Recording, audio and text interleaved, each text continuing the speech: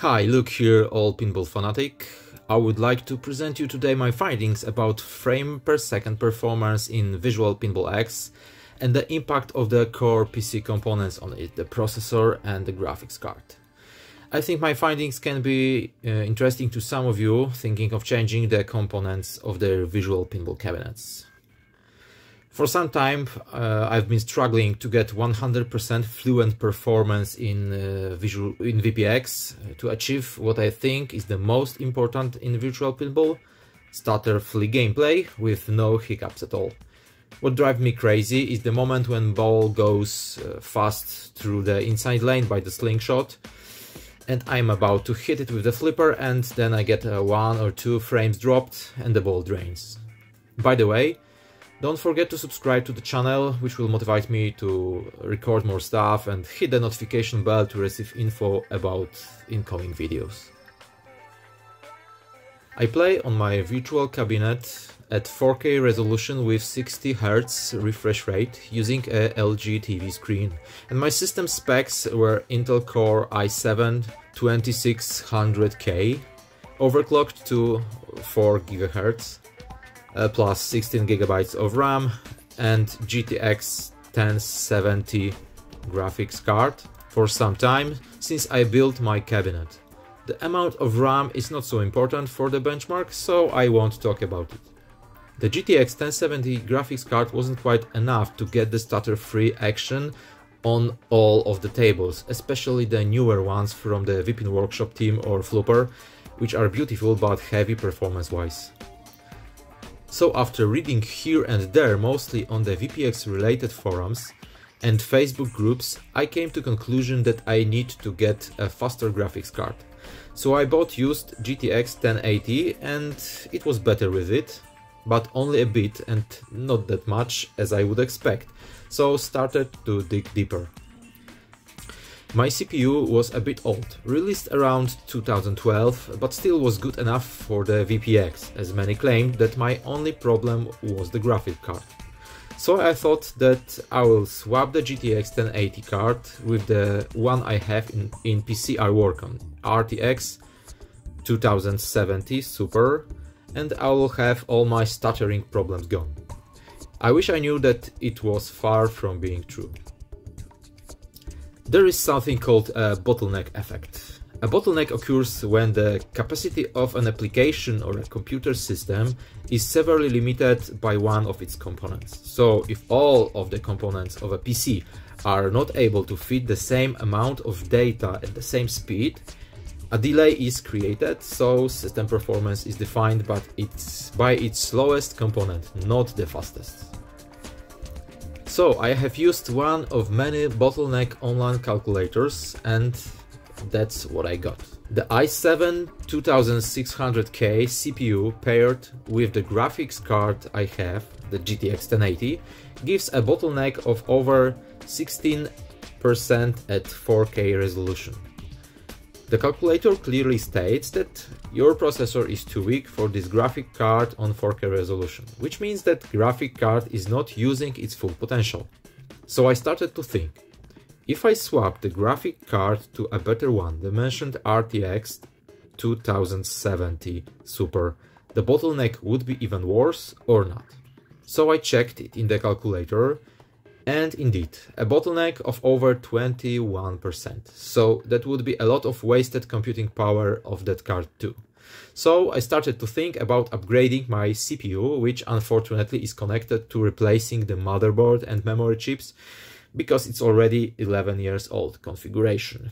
I chose Intel Core i7 11700F, the 11th gen processor. The F means that it doesn't have a built-in graphics card chip and the frequency clock is not unlocked, so it's not that easy or safe to overclock it. I was fine with no OC possibility because I don't like to overclock and found it cheaper than K, OC unlocked, and KF, the GFX card built-in models. Check the processor in bottleneck calculator with the GTX 1080 card, and it turned out that for this system the graphic card is too weak, but only a bit. All over 10% is considered bottleneck. So according to this, With this CPU, the GFX card would run at its full potential, but CPU would not. So I checked the RTX 2070 Super card, and finally I got the green check saying that this too would perform great. After all this, I came to the first important conclusion. For VPX, CPU is important as much as the graphics card is. But what's really the impact on the most important thing in playing virtual pinball, the frame play? I decided to check that doing the following benchmark. Whole test is performed on the final version of the VPX 10.7 revision 367 using Indiana Jones The Pinball Adventure table from VPin Workshop. First, I selected 4 configurations of VPX video graphic options that I have been fiddling with to get better frame rate when playing tables, starting with performance hungry one. First configuration is all bells and whistles. The anti-aliasing is enabled with the quality SMAA setting, ambient occlusion is enabled, screen space reflection is enabled, and reflect dynamic elements on playfield is enabled as well. Second configuration is the same as the first one, but the anti-aliasing is disabled. In my opinion, the AA is not even needed on the 4K screen and I don't use it, but some of you may be interested to see the performance difference using it and not using it at all. In third configuration, compared to the second one, ambient occlusion is disabled. And the last one also has the screen space reflections disabled. For the performance recording, I have used the MSI Afterburner and Riva Tuner statistics server. Test on system A.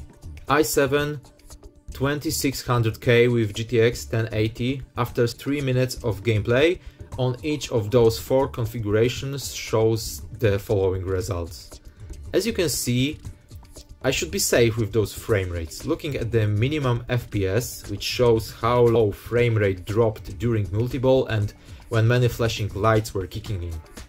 Even at the configuration number 1, which is the most demanding because of the AA used, the minimum is above 60 FPS, and that should be enough for me playing VPX on the 60 Hz 4K screen. But unfortunately the usage of the CPU is high, so the drop can not only happen from the VPX itself, but from other things like DMD, backlash, and from Windows system itself too.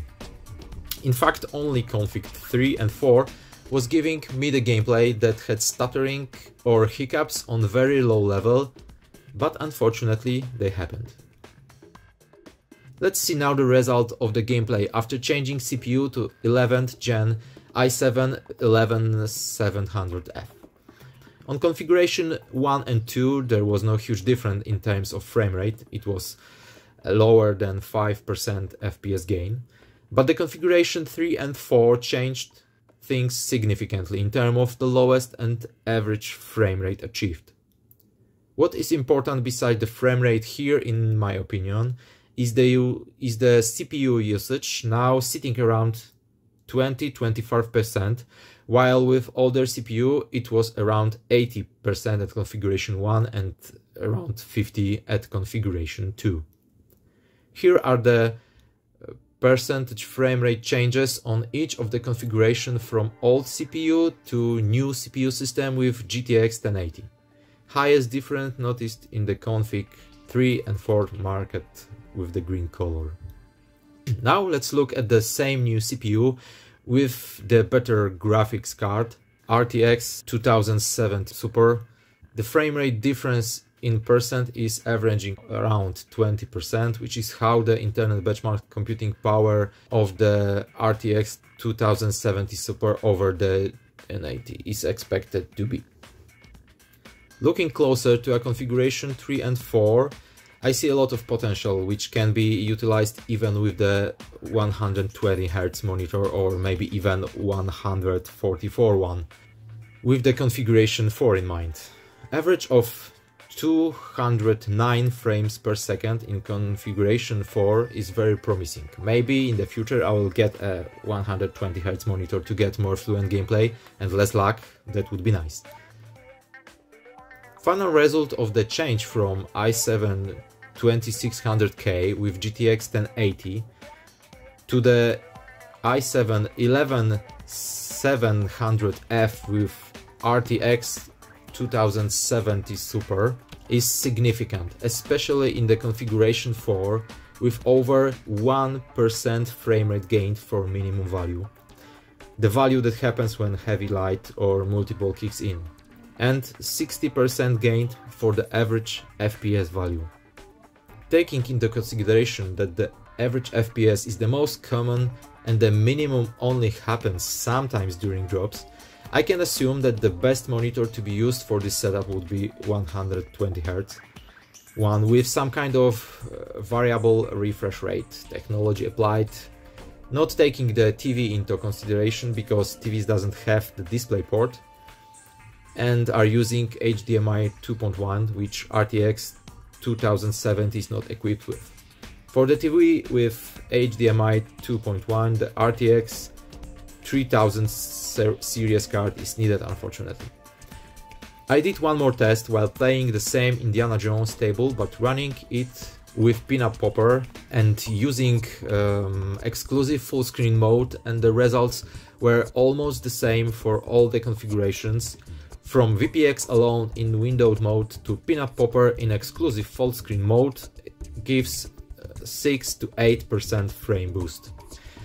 But what is important here, in my opinion, the Pinup Popper with all those screens and videos playing along with the table can eat up more CPU power. This can lead to some micro stuttering, especially when using pop-ups.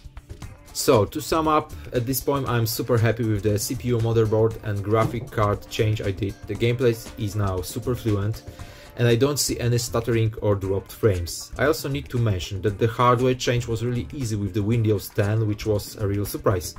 Didn't have to do a fresh Windows installation, I just ran the disk on the new CPU, mobile, RAM system, and Windows did all to properly switch from old one to the new one. Thank you for watching this video, I hope that you found it interesting. Don't forget to subscribe to my channel. Happy flipping and see you next time.